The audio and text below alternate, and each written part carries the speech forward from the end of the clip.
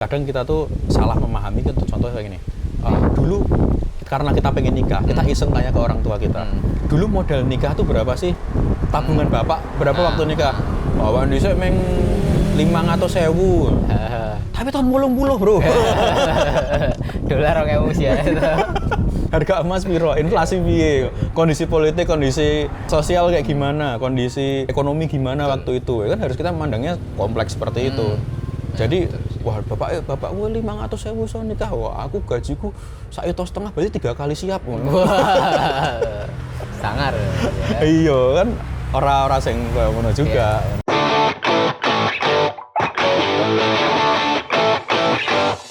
Oke, selamat datang di podcast Jagongan Sonten, Canda Tanya Bersama. Oke, alhamdulillah kita ada di tempat yang baru, yang berbeda, yang nggak kayak biasanya. Ya. Kita lagi ning ndi saiki? Dari Bantul ya? Kita di Bantul, suatu daerah yang sangat cocok untuk charity, namanya Kasihan. Sangat kasihan. Iya. Dari Kasihan. Kita lagi ada di Skopi. Ya teman-teman nanti bisa langsung follow akunnya. Tempatnya tuh bukanya unik ini. Karena tempat ini pas banget di belakang kita ada sawah, ada bukit-bukitnya masih asri juga. Tempat ini unik karena buka dari jam 6 sampai jam 10 pagi, terus lanjut lagi nanti jam 3 sampai jam 11 malam. Woi. Aku pernah ini ya istirahatnya. Ada istirahatnya, ada breaknya. Nah, aku pernah kesini sore, rame, kebak, dan sepertinya ini menjadi jalan yang digunakan untuk teman-teman warga Kasihan dan sekitarnya untuk liburan gratis. Karena kebak uang bro, nek sore bro. Nek gue mobil wangel banget nih gini liwatnya. Tapi gitu. Aku nggak pas isu-isu ya. Ini apa sih? Nyaman sih. Maksudnya nyaman. Pemandangannya sawah gitu kan. Cocok banget kayak meh olahraga terus mampir ngopi. Betul. Atau sepedaan mampir ngopi. Nah, harapanku sih sebenarnya belakang ini apa jenenge masuk ke green zone ya atau lahan terbuka hijau alias ya ojo diuruk lah ngono lho. Ojo diubah jadi lahan sing iso diperjualbelikan dengan bangunan, ditukar dengan bangunan. Karena yo nek koyo ngono akhirnya udara sejuk yang saat ini kita rasakan gitu ya. Itu nggak bisa kita dapat tekan ngono lho. Saya sekarang jam berapa nih? Jam 7.54. Jagongan Sonten tapi jagongan enjing. Tapi seger banget toh, Bro. Iya. Coba misalnya di waktu iki kita ning Malioboro atau neng daerah iki lah Jalan Sudirman lah. Ini mesti wis ngap banget ya dengan asap. Ning daerah yang sing tak tinggal ning Sleman tuh. Mino Martani. Ya, Martani itu kan kota lah bisa dibilang. Jarang pesawahan tuh. Rumah rapat-rapat, kendaraan mungkin seko jam 5 wis seliwer-seliwer kan daerah Mino ini. Iya, beda sih udaranya. Udaranya betul. Rasa udaranya. Nah, tapi walaupun katakanlah kawasan Kasihan itu adalah enggak kota banget. Walaupun di sini ada banyak kampus, ono UMY, terus ono Alma-Ata, juga ada terus juga ada apa? Iki universitas apa iki jenenge sing apa jenenge? Hampara. Nah, tapi di sini suasana pedesaannya masih kerasa daripada misalnya kita ke daerah utara sing deket kampus biasanya sangat-sangat tidak terasa suasana pedesaannya kayak misalnya daerah Condong Catur, ono UPN dan lain sebagainya. Tapi di sini saya kerasa cuma gitu. Harga tanah yang kini adalah 4,5 juta sampai 9 juta per meter. Wah, gaji UMR kuat ini. Berarti 2 bulan kerja itu mengetok tanah semeter punjul. Gue dengan asumsi ramangan. Iya. Halo, gue dengan asumsi ramangan. Ngadek turunnya ya. Nah, itulah yang kemudian ada data yang mengatakan bahwa remaja di Jogja itu terancam homeless. Makanya ada jokes. Warga UMR Jogja tetap masih bisa punya rumah. Caranya 2. Pertama, warisan. Yang kedua, menang undian Mirota Kampus. Wow, itu. Aku berharap itu loh. Makanya harapan warga Jogja untuk memiliki rumah itu tuh dengan 2 cara itu. dengan asumsi yang pertama kue pewaris, ya kan, warisan dari orang tua. Yang kedua perintis, ngerintisnya gue apa? Jajan ning Mirota. Betul. Ini setiap tahun ono ya. Setiap tahun ono, gitu ya. Nah, itulah kemudian saya membuat beberapa remaja, terutama tren menikah muda itu kan sebenarnya lagi menurun gitu. Salah satu faktornya paling kenceng adalah ya mungkin itu adalah sekitar tentang rumah gitu, tempat tinggal. Itu kan soalnya itu kan sebuah kebutuhan wajib ya. Maksudnya kita kan perlu tempat tinggal memang, apalagi ketika sudah membentuk sebuah rumah tangga. Betul. Itu kan idealnya kan mempunyai tempat tinggal sendiri kan. Iya. Tapi entah ngontrak dan segala macam. Tapi pastilah semua orang tuh berkeinginan kalau mereka mempunyai kemampuan kan duwe omah dhewe to. Betul. Dan juga wanita saiki lebih realistis sih. Mereka nggak melihat apa yang kamu punya, tapi mereka cukup melihat dari hati, harta dan properti. Lagi apa ya ini? Lagi mengelus dodo ya. Mereka melihat dari situ, dari maksudnya bukan soal materi atau apa ya, cuma realistis wae karena ketika kita menikah ya memang butuh tempat tinggal gitu. Ya sebisa mungkin jangan tinggal dengan mertua, karena kan tidak mungkin ada 2 matahari dalam satu tata surya. Gitu kan. Kalau nek bahasa bal-balane nggak mungkin ada 2 kapten dalam satu tim. Gitu kan. Otomatis potensi konfliknya akan lebih besar. Ya walaupun yang tinggal di PMI, perumahan mertua indah. Nah, ini ono sing juga sing bahagia juga ono. Cuma untuk newbie pasangan baru ya lebih bagusnya ya walaupun ngontrak, walaupun di pavilion, walaupun di apartemen, walaupun nah itu sebaiknya nggak jadi satu, tapi ya monggo disesuaikan dengan keuangan. Nah, umurmu piro saiki? 26. Ya. Kan 26 tahun rung nikah ngono lho. Apa sih kekhawatiranmu? Nah, soalnya kemarin kan tak potong sedikit ya. Ya. Soalnya kemarin kan ono tren nikah muda iki, 19 tahun ngono lho. 19 tahun wis nikah sementara kowe 26 tahun rung nikah. Mungkin pandanganmu sih lah. Aku seusiamu delok kabar 19 tahun menikah iki piye? Aku mengalami 2 pandangan sih menurutku ya. Perubahan ketika dulu tuh aku menargetkan menikah tuh 23 sebenarnya. 23? Ya. Ketika itu kuliah lah, ketika masa-masa kuliah. Justru malah kuliah kowe kepikiran nikah? Iya, betul. Kenapa? Padahal kan luweh ke menargetkan sih. Kayaknya habis kuliah kerja paling ya setahun lah, nikah lah gitu. Berarti kan sekitar umurnya 23 gitu. Nah, saat itu mungkin melihat menikah itu hanya dalam tanda kutip ya, hanya bahagia nih. Ya karena tahun berapa umur kamu merencanakan nikah itu? 2018-an. Betul. Dan itu kan mohon maaf ya, saat itu kan tren hijrah lagi kenceng-kencengnya gitu kan. Jadi banyak campaign, banyak orang mempromosikan bahwa ya daripada pacaran mending langsung nikah gitu kan. Nikah itu terus akhirnya ketika selebgram yang diposting itu pegangan tangan yang mobil mewahnya mereka, terus mesra-mesraan megang kepala, ya sing lanang cingkrang jenggotan, sing wedok pasti khimar panjang dan cadaran ngono kata. Itu kan yang kamu pengen kan? Bener kan? Ya itu hampir semua orang di masa itu, di tahun itu ketoke perkiraan mereka tentang menikah itu koyo ngono. Sama ini sih Mas, ada sebuah entah stereotip atau gimana ya. Kayak keberhasilan hijrah itu langsung menikah. Waduh. Padahal keberhasilan hijrah ini istiqomah, bro. Nah, itu mungkin dulu ada pengkaburan itu ya untuk diriku ya pada saat itu ya. Jadi kayak melihat kan banyak juga kan teman-teman yang seumuran wis. Oh, iya. Betul. Padahal ternyata setelah kita mempelajari fikih munakahat ya dalam Islam, fikih munakahat itu ya banyak aspek yang harus kita siapkan, bukan hanya tentang soal semangat untuk menjauhi zina jelas, tapi kan nggak cuma itu doang. Ketika itu berdiri sendiri ya susah gitu loh. Oke, aku pengen menikah untuk menyempurnakan separuh agama. Nah, tapi ekonomimu nggak kamu sempurnakan gitu loh. Tapi mentalmu nggak kamu sempurnakan, tapi lisanmu nggak kamu sempurnakan gitu kan. Akhirnya kekhawatiran orang menikah muda itu tuh sebenarnya bukan hanya soal semangat dia dalam menyempurnakan agama, separuh agama, tapi dalam dia kemudian emosinya stabil dong sih. gitu. Gampang main tangan rasih ngono kuwi. Setuju tuh. Gimana sih? Lebih. Nah aku dari situ tuh lebih mengenal diri sendiri sih mas. Oh, sedurunge ra ngerti. Aku sopo ngono. Sedurunge kayak cuman ikut tren, maksudnya ikut arus wae. Maksudnya sekolah ya sekolah, SD, SMP. Reading the wave. Ya, ya apa sekolah, kuliah ya kuliah.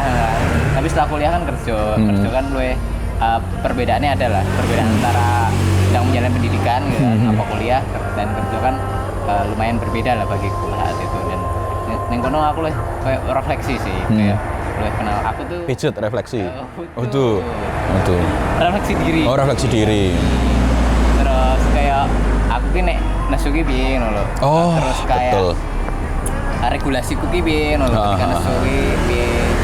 Terus aku tuh berharap orang lain tuh seperti apa. Nah, aku kayak ngono sih, anger manajemennya gimana. Iya, betul.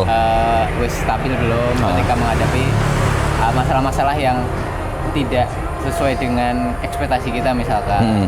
Ngono wis lebih refleksi dan mengenal diri sih aku. Oke. Sebelum nanti mengenal orang lain gitu yang masuk Wah, di hidup. asik. Ini buat yang pengen mendaftar jadi istrinya Delis gitu ya. Hubungi Parah. Basnas terdekat. Jadi ada ya, aku dari apa? 8 asnaf. Ora, kowe harta zakat, Bro. Harta sing kudu dizakati. Tapi kan Gaben nikah umur berapa? Aku kepengin rencana nikah 25. Baru ketemu jodohnya 27. 2 tahun ya. Nah, 2 tahun. Tapi ini ngono ku ya, wong rencana nikah tahun umur piro? Heeh. Terus terlaksananya biasanya memang rada mundur ya. Iya, bisa Kebanyakan. kebanyakan. Kenal lah. Heeh. Beberapa orang yang sudah kenal lu kayak gitu. Jadi rencana nikah misal umur 24 ya 27 lagi nikah. Tapi karena tren hijrah gitu loh. Iya. Aku termasuk orang sing biasanya nggak memandang tren ngono loh. Jadi tren, oke, aku mampu rak ngono loh. Iya. Nek mampu, oke, kita ikutin sebagai amplifikasi dari sesuatu yang pengen aku lakukan. Tren tuh selalu aku mandang tren tuh kayak ngono. Jadi contohnya misalnya ada tren sepatu skena misalnya gitu ya, atau tren outfit skena. Aku mampu, tapi ternyata nek Uniqlo kabeh, aku rak mampu. Ngono. Maksudnya bukan nggak mampu secara nominal, nek ora mampu ora dimampu ke tenan Gusti Allah repot aku kan. Maksudnya aku memandang beli kaos 250 itu tuh Ini ya, kayak apa ya? Ada sing luwih lain yang diprioritaskan gitu. Enggak sih, aku lebih sayang wae. Baju 250.000 tuh sayang. Karena mostly kaos kuwi di bawah 100.000. Nah, oke, aku selalu mencari padanannya ning TikTok Shop biasanya. Kita kira promosi TikTok Shop ya. Nah, terus baru kuwi soal celana kargo, celana cordura ya. Aku selalu kabeh sek menempel ning badanku nek iso di bawah 100.000. Nah, kecuali sepatu mungkin ya. Nah, akhirnya kan aku menganggap bahwa dengan aku berpenampilan seperti itu, aku iso memperkenalkan ideologi sing tak gawe, sing tak emban gitu ya. Itu lebih fleksibel daripada sebelum-sebelumnya. Nah, ketika sebenarnya tren hijrah itu, tren nikah di fase hijrah wave itu, aku nggak begitu nggak begitu terpengaruh. Karena aku 2015 itu kan sebenarnya belum sing sewah-wah itu ya, pamer-pamer kemesraan kayak gitu. Nah, ini juga influencer hijrah itu pamer-pamer kemesraan gue tahun 2017 2018-an itu kan. Sih, apalagi kayak ada beberapa orang yang menyampaikan gitu kan, nikah tuh 90% enak. No, 10%-nya enak banget. Nah, gitu. gitu lah, itu tuh banyak sekali sih gitu ya. Terus akhirnya membuat jomblo ini langsung pikirannya kan nanti. Tidak berpikir secara komprehensif lah, gitu kan. Jadi mikirnya enak-enak. Modal semangat. Betul. Modal semangat. Nggak mikir sih gimana perencanaan finansialnya misalkan ke depannya. Betul. Apa misalkan rencana pendapatannya dari mana saja misalkan, atau kayak rencana suami istri kamu kerja nggak atau apa aja yang nggak betul. Terus ya kayak gitu-gitulah. Terus secara komunikasi, nah aku kemarin beberapa waktu lalu tuh nggak data BPS tuh perceraian di tahun 2024 itu tuh 400 ribuan kalau nggak salah. 400.000 per tahun ya. Dan penyebab pertama menurut data BPS tuh pertama tuh komunikasi. Terus yang kedua tuh baru ekonomi. Ekonomi. Ya. Berarti kan dan komunikasi tuh banyak, masih kayak 60 atau 60 sekian persen lah. Itu. Ya. Jadi nek nyambung masalah mau, ketika aku memutuskan nikah 2015 itu akan memandang tren nikah tuh maksudnya tanpa tren pun aku bakal nikah gitu loh. Dan udah rencana emang mau nikah. Nah, ketika aku mau nikah ini sebenarnya permasalahanku adalah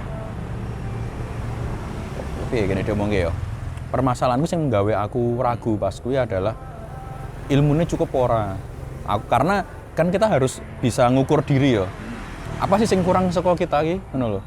Nah, misalnya sing pekerjaan kok kita ora ngono to. Terus ketersediaan tempat tinggal kok kita ora gitu kan. Nah, yang kurang dari aku adalah ilmu. Dan ternyata setelah menikah muncul permasalahan baru lagi, baru aku sadarin, komunikasi. Jadi teman-teman, menikah itu ketika teman-teman sudah mempersiapkan ilmunya, mempersiapkan rumahnya atau tempat tinggal gitu ya, entah rumah sendiri atau ngontrak. Terus kemudian yang ketiga mempersiapkan kondisi psikisnya. Nah, yang keempat adalah komunikasi, dan komunikasi itu lebih ke intonasi sebenarnya. Begitu ya? Oh, mungkin itu juga bisa jadi masalah ketika mungkin berbeda budaya. Betul. Dan itu istriku Jawa. Cuma dia tuh kan dari kecil sampai gede tinggalnya di Lampung. Gitu. Ya aku ngerti lah sedikit besar budaya orang Sumatera itu seperti apa terkait intonasi itu kan. Karena aku yang Bengkulu kan gitu. Nah, jadi itu tak sadari ketika menikah. Gitu. Ternyata intonasi itu sengefek itu gitu loh. Dalam menyelesaikan, aku bisa bilang dalam menyelesaikan seperempat masalah pernikahan. Itu dengan intonasi. Gitu. Soalnya kadang gini Mas, kadang kayak mungkin kita itu mengucapkannya dengan menurut kita, menurut pandangan kita. Wes paling halus. Dengan biasa. Ya biasa. Tidak dengan menyinggung atau tidak dengan tendensi apapun juga. Cuman diterimanya dengan kamu kok kayak males gitu. Begitu juga sebaliknya. Ketika kita melihat contoh nek keluargaku orang Bengkulu berkomunikasi kayak mau berantem. Masalah intonasi itu menyelesaikan bisa bilang seperempat gitu. Seperempat itu porsi yang gede, Bro. 25% gede. Iya, karena kan kita tiap hari berkomunikasi. Ya masalah berikutnya seperempat yang lain mungkin bisa dibilang terkait dengan nafkah. Seperempat terakhir adalah tentang riayah ya, bagaimana merawat keluarga itu. Nanti seperempat terakhir adalah tentang ya bagaimana mentalnya sama-sama waras dalam menjalani rumah tangga. Panas banget. Rano sing top iki. Oke, mau ning kono panas. Semlorot. Itu cemlorot ra aku. Hah? Semlorot ya apa? Semlorot ya ki matahari ini langsung menyinari kita. Apa panas sing tak terik. Itu sih kayak tersorot ngono ya, Mas teh. Oh, ya. Cemlorot. Sajene ya Allah komplit banget masyaallah. Insyaallah. Oke, mau tekan bahasan apa? Masalah komunikasi ya. Hari mau masalah komunikasi bisa menyelesaikan 25% intonasi. Intonasi. Iya.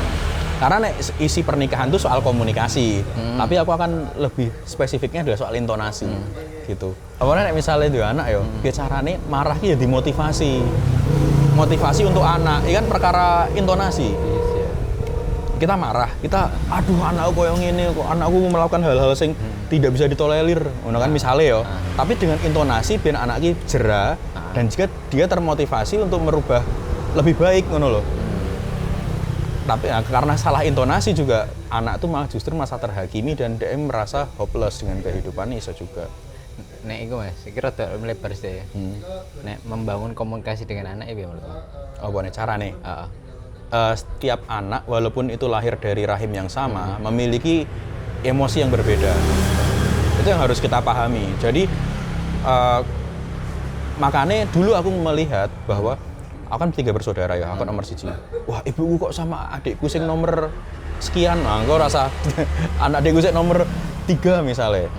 Adikku anak nomor 3, adikku nomor 3 kok menurutmu nggak sekeras ke aku. Kok ibuku ke adikku yang bawahku persis kok juga nggak setegas ke aku gitu. Nah, ternyata ketika aku punya anak dan anakku juga 3, ngerti ngono loh. Mana anak yang bisa di-challenge dengan kalimat langsung ada anak sing kemudian kita tuh harus melipir nono lagi dene. Ono. Nah, walaupun mereka tuh lahir dari rahim yang sama, tapi emosinya berbeda. Nah, jadi adil itu sesuai dengan porsinya, bukan sama rata, bro. Gitu. Dalam mengkomunikasikan dengan anak. Nah, itu kenapa kok bisa dibilang nikahi pahalane akeh? Ya sekompleks itu ternyata. Iya. Ya betul sih. Nah, kayak balik lagi Mas nih pasangan. Kalau misalkan membangun komunikasi dengan pasangan itu perlu kesepakatan awal nggak? Semisal kan, contoh. Yang di bayanganku adalah ketika nanti ada pasangan ya, gitu kan, kayak kita tuh sepakat gitu bahwa ya apapun hal itu dikomunikasikan gitu. Kayak misalkan kamu ngerasa nggak nyaman ketika aku melakukan ini atau sebaliknya gitu kan, ya itu diomongin aja. Yang di pikiranku adalah ketika kita sudah menikah, itu kan tidak ada tendensi negatif. Artinya setiap perkataan atau setiap apa yang kita sampaikan kepada pasangan kita itu tidak ada tendensi untuk merendahkan atau menyepelekan dan segala macam gitu loh. Nah, maka dari itu ketika Dewi kan dibesarkan dengan keadaan yang berbeda gitu, dengan kondisi keluarga yang berbeda, dengan ekonomi yang berbeda, dengan budaya yang berbeda. Nah, itu kan akan banyak mungkin misal miskomunikasi gitu ketika itu tidak dikomunikasikan. Nah, benar nggak sih? Nah, ini perlu konfirmasi ya. Perlu nggak kayak gitu Mas menurutmu? Mengomunikasikan hal yang apapun gitu loh. Ya, kalau menurutku sangat perlu. Sangat perlu karena supaya nggak ada kecurigaan antara pasangan. Walaupun misalnya contoh paling gampang gini, istriku tahu PIN ATM atau mobile bankingku, atau kemudian tahu password handphoneku, ya fungsinya bukan buat apa-apa, tapi itu tuh kayak membuat dia tenang gitu. Dan aku juga ngerti bahwa dia tuh nggak akan buka-buka itu gitu loh. Jadi mengkomunikasikan sesuatu hal itu sangat-sangat penting. Nah, cuma apakah itu harus ada perjanjian di awal? Nah, itu monggo. Itu teknis. Itu kalau aku dulu waktu awal nikah nggak ada. Seiring berjalannya waktu itu. Makanya mungkin bisa dibilang akeh miskome awal nikah. Gitu. Cuma aku pernah mendengar statement bahwa ketika kita berkeluarga ini akan ada satu rules yang harus kita patuhi. Harus ada sepakati. Nah, rules-nya tuh apa? Nah, aku dulu sama istri bersepakat bahwa rules kami adalah syariat. Gitu. Nah, itu yang menenangkan. Ketika aku balik telat ra curiga, ketika aku duwe duit, dek yo ra curiga duitku entek nggo judi kan ngono. Jadi ketika aku beraktivitas ya nek ra kerja ya dakwah. Ini kuno gitu. Jadi kita harus bersepakat kepada satu rules yang sama. Kita akan ngikutin rules apa gitu. Rules apa dalam keluarga kita gitu. Nah, terus juga misalnya dalam kumpul dengan teman, ya kan nggak mungkin berarti kan aku berkumpul dengan teman-teman dalam kondisi campur tanpa uzur, campur tanpa alasan kan nggak mungkin. Nah, jadi dengan adanya rules itu seperti apa ya, meng-cross-cut komunikasi yang harus disampaikan dengan detail. Ini. Jadi kadang ini mungkin menurutku komplain manja sih. Jadi pulang jam berapa? Itu sih kayak masih bagi cowok kayak awal-awal tapi ya mungkin lama-lama ya tak balik weh apa. Aduh, iya. No. Nah, berarti menurutmu nikah fenomena kayak misalnya bukan fenomena sih, tapi ada orang yang nikah 19 tahun, setuju apa ora? Nah, pendapatku pribadi adalah ya itu kan menikah itu kan sangat personal ya. Artinya kita tidak bisa menyamakan standarku dengan standar orang lain. Betul. Ataupun sebaliknya gitu kan. Secara undang-undang di Indonesia itu syarat minimal 19 tahun. Ya, kalau itu kan sudah pasti ya. Maksudnya yang tak maksud adalah personal tuh kayak misal kriterianya. Atau kayak yang dipengenkan. Itu kan sangat personal dan per orang kan beda-beda. Beda-beda. Nah, itu kan aku nggak bisa menjustifikasi, betul. Nek khusus beliau itu yang viral itu ya kalau aku mendapatku ya ketika itu 19 tahun dan dia sudah merasa siap dan pasangannya juga siap sih, menurutku nggak masalah. Yang menjadi masalah adalah ketika menstandarkan itu pada dirinya dan orang lain. Dan seolah-olah orang lain ini kondisinya sama kayak dia. Betul. Dan juga mendiskreditkan orang yang nggak sama dengan dia. Betul. Nah itu yang menjadi masalah kan. Makanya kondisi orang kan pasti beda-beda gitu kan. Ada yang 19 tahun memang sudah siap karena memang ya lingkungannya mendukung misalkan atau orang tuanya memang mendukung. Tapi ada juga kondisi-kondisi yang mungkin tidak ideal. Ada yang masih membiayai mungkin adik-adiknya. Ada sandwich. Ya betul. Ada yang masih struggle dengan pekerjaannya dan segala macam gitu kan, beda-beda. Jadi nggak bisa langsung disamaratakan sih menurutku. Betul. Dan kita pun juga punya sejarah menikah bahkan yang lebih muda dari itu. Ngerti nggak Sopo? Dan itu kondisinya dia bukan istri pertama kayaknya. Tapi nek salah tolong dikoreksi ya. Syekh Puji. Oh iya. Karo Ulfa nek nggak salah. Itu viral banget sih pada zamannya. Di media mainstream kan, internet belum semasif sekarang kan. TV sih. Itu kalau nggak salah nikah umur 12 tahun. 12 tahun ya. 12 tahun. Betul. Dan ternyata sampai sekarang masih langgeng. Iya. Itu. Artinya pernikahan tuh sangat personal sekali. Kalau aku lihat tadi di Kompasiana kalau nggak salah. Nah jadi negara dengan patokan 19 tahun itu tuh kayak melihat bahwa 19 tahun ini menurut negara wes ideal. Ya, rata-rata lah ya. Menurut negara gitu. Nah, cuma kan lagi-lagi kondisi itu sangat personal lagi. Bahkan selain 12 tahun dulu ada juga yang nikah influencer juga umur 16 tahun. Walaupun nggak bertahan sampai sekarang gitu ya pernikahannya. Cuma ya itu pernah tercatat gitu. Nah, artinya ya betul sangat personal sekali gitu. Bahkan yang buyutku ini udah ditembung, udah dilamar. Itu dari usia 8 tahun. Wah, 8 tahun itu berarti SD kelas 2, kelas 3. SD. Ya, SD ya?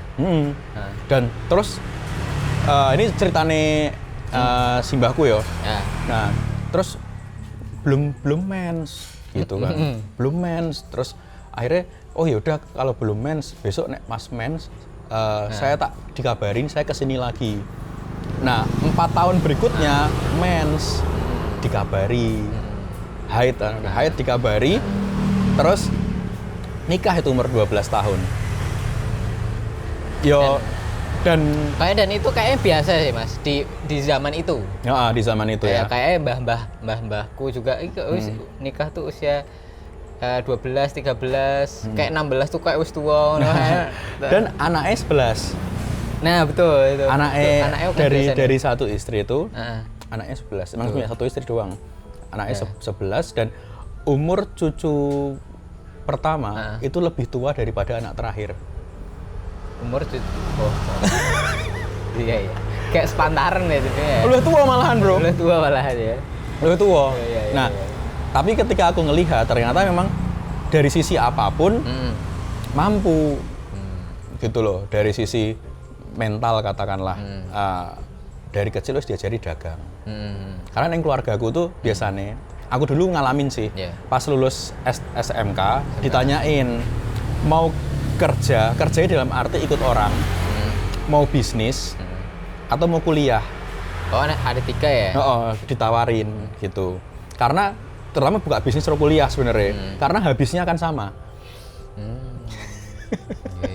Jadi gue pilih yang ngendi, nek kuliah yang bener, nek buka bisnis ya bisnis yang bener, karena ketika di total ya podo kosnya podo ya? Kosnya podo, atau living kosnya podo, biaya kuliahnya podo dan lain sebagainya kan. Nah itu ditawarin gitu, dan ketika aku flashback ke ceritanya eyangku tentang simbah buyutku, itu kayak gitu, jadi dari kecil wis dagang. Gitu. Terus habis itu mereka mengalami 2 fase penjajahan antara Belanda dan Jepang. Artinya kan sisi mental, sisi fighting spirit gitu toh, sisi komunikasi aman gitu, terlebih dagang gitu. Dan Ya lumayan akeh. Iya ya. Jadi umur 12 tahun nikah ya monggo wae silahkan. Ya wis maksudnya kayak harga-harga tanah dan segala macam kayaknya sangat berbeda lah dengan sekarang kan. Betul, karena si mbahku sempat ngalami iki, Bro.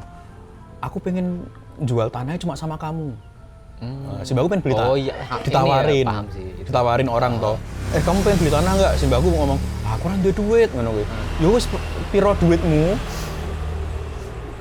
Tak dol semene, nyicili sak karepmu tekan kapan? Kayak wong dulu tuh saling ini ngono kuwi lho. Dan akhirnya entah itu relationship yang bagus ya itu harus kita contoh sih ya. Itu kayak pertemanan atau kayak ini nih sangat tidak transaksional lah. Tulus tenan ya. Iya, tulus banget loh. Akhirnya kan bahkan tekan putu-putune saiki iki isih nganggo lemah simbahku. ya nyeneng kene kuwi sih ya. Nyeneng kene kuwi. Jadi kita bisa melihat ternyata zaman dulu 12 tahun nggak dipermasalahkan. Nah, cuma kondisi politik, ekonomi kan berpengaruh. Dan juga kan memang keluargaku memang dari agamanya kuat kan. Jadi bahkan di zaman kui wong tuane simbah buyut kuwi mbah canggah kuwi haji ngono kuwi. Jadi yo umur 12 tahun kowe wis duwe kabeh, secara mental juga mengalami fase dua penjajahan, bahkan ngalami juga ketika anak cilik-cilik sing ora bisa ngebayangke agresi militer. Iya sih. Agresi militer Belanda, gendong anak, gendong putu, ngungsi. Wah. Saka kota gede ning Tiungan. Adoh mlaku, Bro.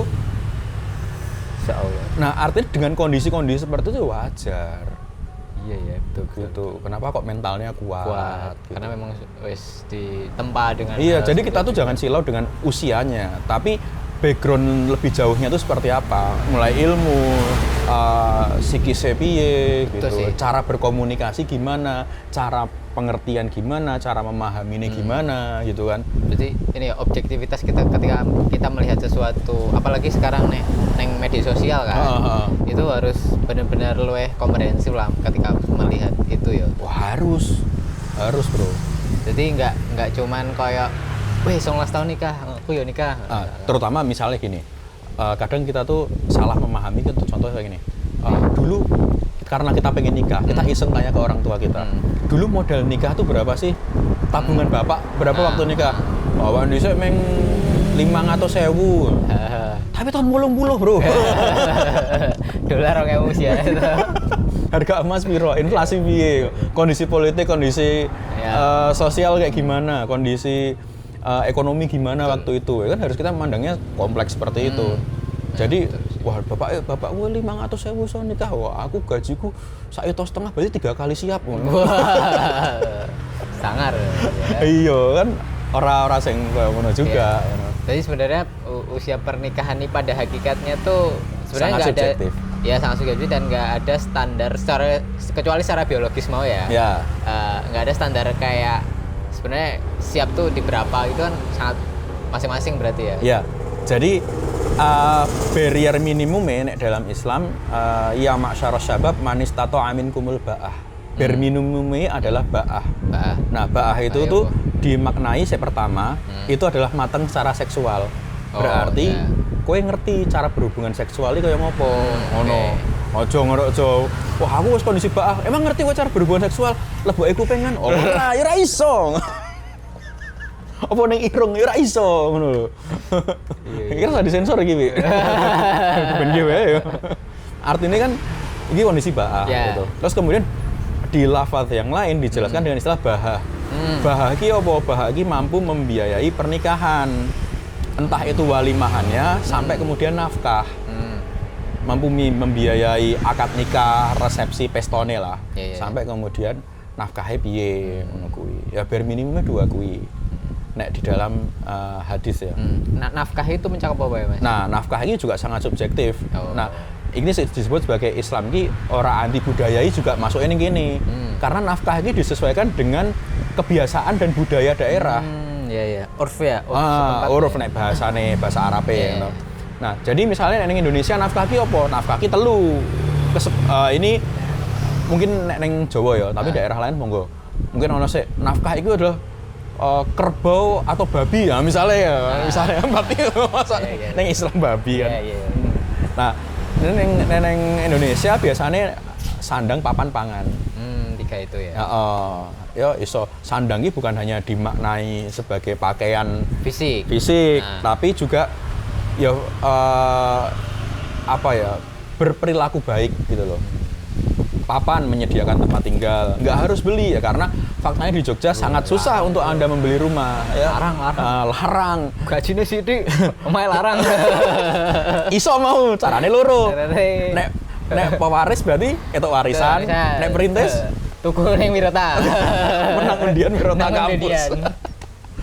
Nah, terus kemudian pangan ya, mampu memberi makan dengan layak. Nah, kondisi layak iki adalah sebenarnya yang perlu diperhatikan lagi adalah sebagai laki-laki ya, sebagai laki-laki. Biasane bojomu mangane apa sih sedurunge? Oh, ini ya, berarti layak itu disesuaikan dengan standar dia. Jadi misal ojo nganti jeglek ngono lho. Iya. Gitu. Misalnya ya, tapi jeglek dalam arti lebih bawah dari kebiasaannya. Iya. Nah, itu paling mudah. Makanya kan ada anjuran, bukan suatu kewajiban. Itu golek sing setara, Bro. Oh, gitu ya. Kuwi anjuran. Jadi bukan kewajiban. Ya. Tapi kalau dia punya misalkan nggak setara guys, secara contoh ekonomi misalkan. Tapi dia punya komitmen ya nggak masalah sebenarnya. Nggak masalah. Cuman emang harus ada effort yang lebih besar. Oh jelas gitu. Dalam perbedaan itu. Yang perempuan kaya raya, sing lanang kire hore. Nah, itu juga harus ada kelegaan hati bagi si perempuan untuk memahami pola pikir yang berbeda. Pun juga untuk laki-laki. Gitu kan. Pasti ada habits yang berbeda. Contoh misalnya, sing yang laki-laki hafal 30 juz, yang perempuan hafal juz 30. Ini kan beda gitu. Ya betul. Beda, apalagi misalnya sholat sing jahar, sholat jamaah ning omah. Sing lanang maca anaba. Nah, sing wedok kulino 3 kul. Terus bar sholat diprotes. Gitu kan. Sayang, mbok sholatnya tuh baca surat pendek. Lah ini kan juz 30 surat pendek semua. Benar sih ya, sih. Kan akhirnya sesuatu yang beda. Akhirnya sebenarnya bisa memahami, akhirnya rapopo kan ini sebagai sebuah anjuran aja. Gitu. Aneh-aneh Mas. Tips ini sih. Tips buat orang-orang yang takut nikah lah. Ada anjuran atau ya itu saran lah, bisa. Nikah itu nek menurutku adalah soal apa ya? Mental. Mental dalam apa? Dalam mengambil resiko. Karena ya kabeh kegiatan manusia iki ana resikone. Kowe ora nikah ya beresiko, kowe nikah ya duwe resiko gitu.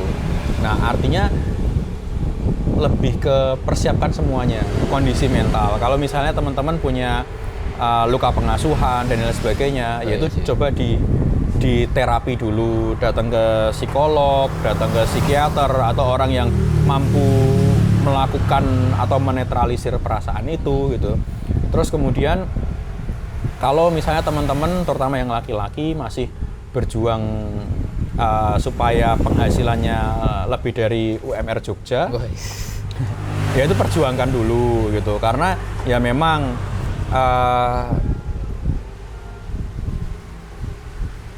kabeh ditunggu duit, Bro. Ya. Bahkan umroh ya nganggo duit. Iya. Gitu. Makan juga nganggo duit. Gitu. Nah, jadi dipersiapkan dulu, terus nek aku iso ngambil kesimpulan ya. Untuk awal nikah itu di Jogja itu antara 3,5 sampai 5 juta per bulan itu ketoknya cukup isian. Ketoknya lo ya gitu. Iya, kembali lagi disesuaikan. Kan nyari kos-kosan ya berarti kan sing kaya ngopo, sing iso pasutri tapi yang bentuknya kayak gimana. Dengan asumsi punya satu motor. Aduh, 3,5 juta per bulan satu mobil. Mending mobilnya ditol. Iya. Gitu. Nah, soal lagi soal antara 3,5 sampai 5 juta. Nek urip enak ning Jogja 10 juta. Terus enak banget tuh. Enak ya. Enak. 10 juta per bulan ini nyaman lah ibaratnya. Urung yo nek enak banget ketoke ora gitu. Ya, tapi nyaman lah. nyaman ibaratnya tenang lah masalah itu 10 juta per bulan. Tapi yo nek minimumnya antara 3,5 sampai 5 juta. Tuh. Per bulan. Untuk hidup 2 orang. 2 orang. Gitu. Nah, terus soal ekonomi, habis itu soal komunikasi, terlebih soal intonasi. Iya sih. Gitu. Memahami hal kuis yang sangat sulit banget, apalagi nanti dengan tambahnya anak-anak. Iya. Aku belum kepikiran sampai situ sih. Maksudnya kayak nek saat itu ya kepikirannya komunikasi baru dengan istri kan. Iya. Terus mikir kayak Nah, komunikasi pun ini bro, kue WA itu kan komunikasi, kamu telepon itu komunikasi, tapi intonasi itu lebih dalam lagi gitu loh. Iya, betul sih. Lebih dalam lagi. Contoh, kue ngejak berhubungan istrimu malam hari. Yuk beb! Intonasi kan, kalau misalnya kalau yuk beb. Beda kan? Jelas itu. Kata kalimatnya podo, yuk beb. Iya. Masalah intonasi iso dadi ilfil bojone. Apa sih? Yo.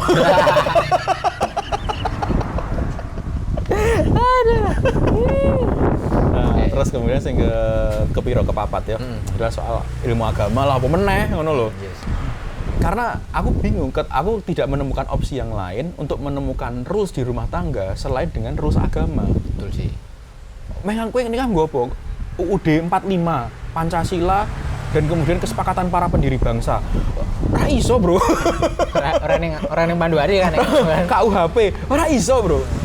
Gitu. Iya. Gitu. Nah, maka perlu menurut pribadi, lagi-lagi subjektifku adalah rules agama itu sebagai rules yang akan digunakan untuk menjalani pernikahan, dan makanya loro-loronya kudu paham, dua-duanya harus sinau, harus belajar. Jadi paling tidak ada kesepakatan untuk menyepakati ya, untuk menyepakati rules agama itu sebagai rules rumah tangga mereka. Betul. Jadi ketika ada masalah ya dibalikin lagi ke gimana sih agama Anda. Betul. Gitu. Jadi kadang tuh gini, ya ternyata Islam itu tuh dengan rulesnya bukan bikin ribet, tapi malah membuat hati itu nyaman ketika mereka saling berjauhan. Wis, gimana tuh? Tenang malah justru. Nggak mungkin ada rasa curiga dan sebagainya. Nah, tapi beda dengan tabiat yang menjadikan aturan agama sebagai framing dan pembenaran atas perbuatan salah yang dia lakukan. Wah, motor ya. Ngapa sih kok kudu knalpot ngono lho maksud. Oke lah nek motormu mbok bore up ngono ya. Tapi nek motormu standar-standar bae ngono lho. Iya kan? Ya kuwi padha OKB etuk duit akeh terus tuku Pajero atau Fortuner masang strobo. Terus duwe parkir ning omah. Ra duwe garasi ning omah. Gitu. Wis tuku kuwi utange koncone rung dibayar. Utang ning koncone rung dibayar. Wis lah. Jadi kuwi lah masalah nikah ya. Ya. Masalah nikah. Jadi aja ya nek aku pengen takok meneh. Apa ya? Nek kowe mbiyen menilai diri siap nikahi pas apa, Mas? Misalkan ketika misalkan aku ketika iki standarku semene atau mempunyai rumah misalkan mempunyai mobil atau piye Mas nek kowe mbiyen piye? Tapi menurut gue ora diartikan sebagai kesombongan, dan sekali lagi ini subjektifku ya. Iya. Aku dhisik di umur 25 udah kepikiran nikah. Asli nih. Sampai simbah kuwi teko. Dolan ning omah. Takon. Sik seret.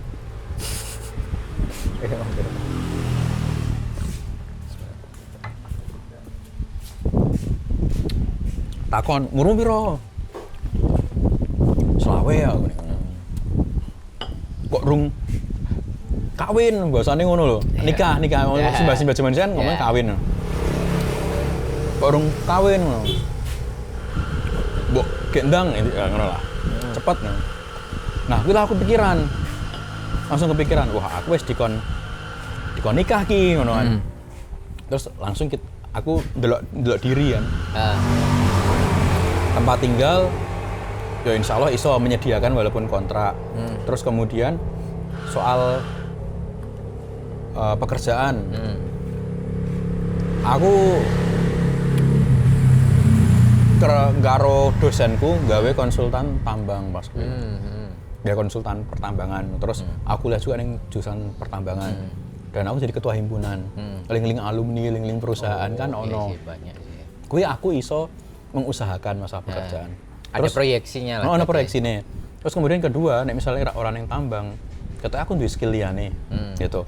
Sak pahit-pahitnya aku iso nyupir. Saya nyupir mobil. Terus sak pahit-pahitnya meneh, aku duwe tenaga. Nah, mosok ora iso nafkahi. Iya. Kan ngono. Sak pahit-pahitnya meneh yo ora mungkin lah. Jadi mikir sampai kemungkinan yang paling ini ya. Itu nganu sih. Sampai sekarang sebenarnya. Plan aku selalu menyiapkan 4 plan biasanya. Ketika lagi fail. Yang terakhir itu jangan nanti fail. Minimal nek buka bisnis, nek plan keempat sing dilaksanakan, iki ora rugi, tapi impas. Oh ya. Gitu. Nah, itu jadi 4 kemungkinan kuwi sing tak siapke. Nah, terus kemudian yang terakhir adalah ketika aku sadar bahwa oh ternyata aku lemah nih agama. Misalnya anakku nanti tanya, kenapa Pak kok kita harus beragama Islam? Terus kenapa kok kita harus mengawali segala sesuatu dengan membaca basmalah? Dan aku jawabanku adalah, ya kok takon karo ustadmu, ini jadi gengsi aku loh. Nah jadi aku melihat bahwa oh kurangku iki, berarti aku harus push meneh. Nah terus ketika aku terjadi singkat cerita nikah, ternyata masalah intonasi mau sing ra kepikiran. Itu baru disadari ketika ada komunikasi sih. Iya, maksudnya ketika ada pasangan dan berkomunikasi dan bermasalah dalam tanda kutip ya. Jadi misalnya sebenarnya masalah intonasi itu kita menyadari dari kita tuh sebenarnya masih tinggal sama orang tua. Cuma kita nggak terlalu aware dengan itu. Karena apa? Ya nggak mungkin kita bisa pisah sama orang tua.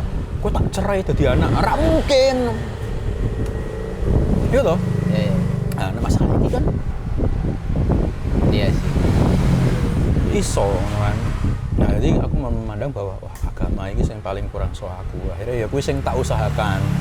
Nah, teman-teman tuh harus walaupun sinau agama mungkin tekan mati ra cukup ya. Iya, betul. Nah, cuma kan paling enggak ngerti beberapa lah gitu. Ngerti beberapa yang menjadi hal-hal fundamental. Nah, begitu juga ketika misalnya kue nikah, kira-kira apa sing kurang gitu. Iya. Berarti merefleksikan diri ning dhewe kan sing kurang apa. Nah, ning kono sik diperbaiki. Iya. Bisa mental atau ekonomi atau apa? Betul. Atau agama tadi.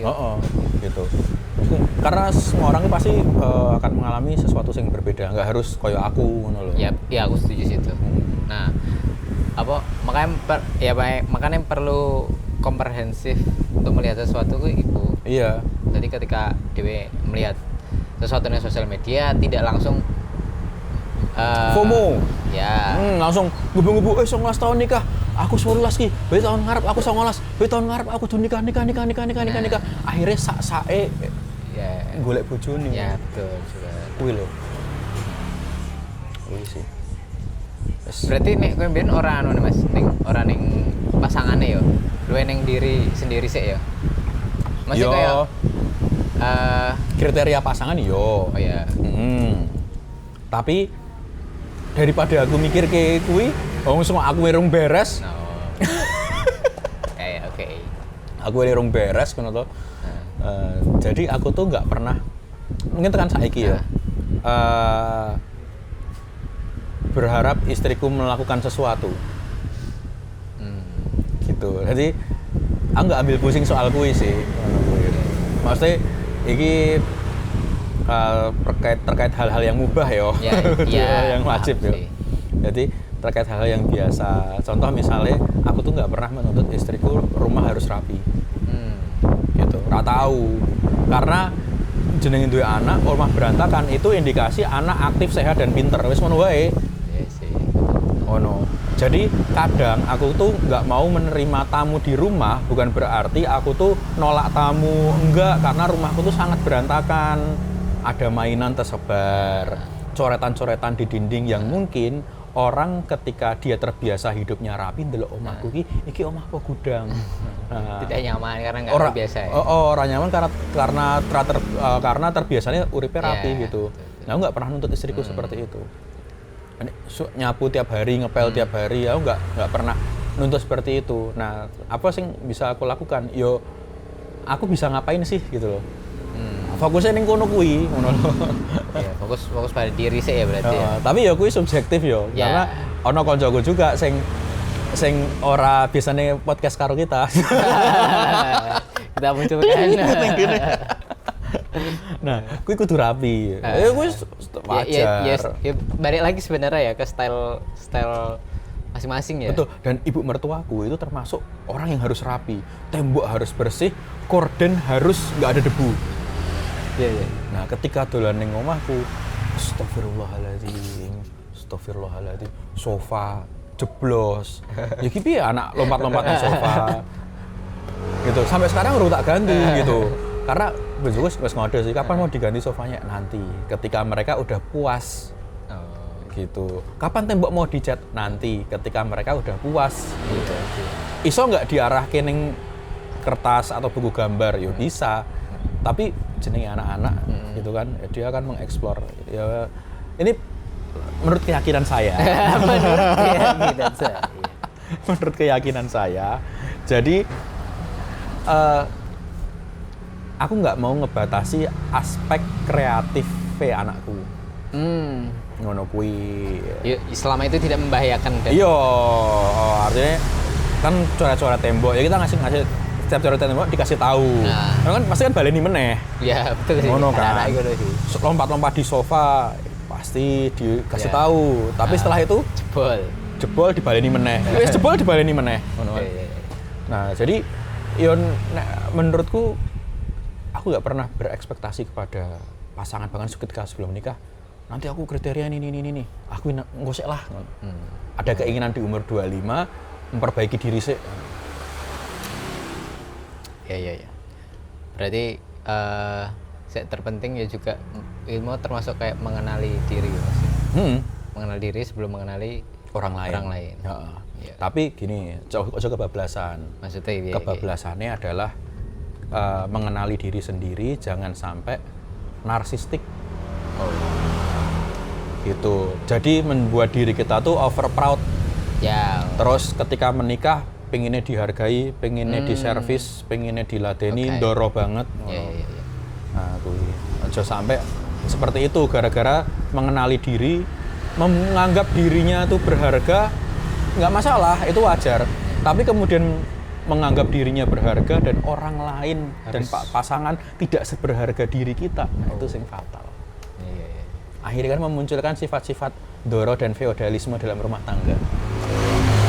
Patriarki. Nah, berarti nikah 19 tahun menurutmu? Kembali lagi masing-masing. Ya subjektif masing-masing. Ya bebas-bebas saja, terserah aja. Setiap keputusan pasti ada resiko yang menyertainya dan pastikanlah mengambil keputusan itu dengan kesadaran penuh akan resiko tersebut. Ya. Mungkin pesanku terakhir, nikah jangan hanya modal semangat saja. Kuwi pesanku. Semangat nikah boleh, tapi juga jangan modal semangat tok sehingga kita menafikan dan merasa buta dengan fakta yang lainnya. Gitu, Jagongan Sonten hari ini. Sampai jumpa di podcast Jagongan Sonten ataupun vlog Jagongan Sonten berikutnya. Jagongan Sonten, canda tanya bersama.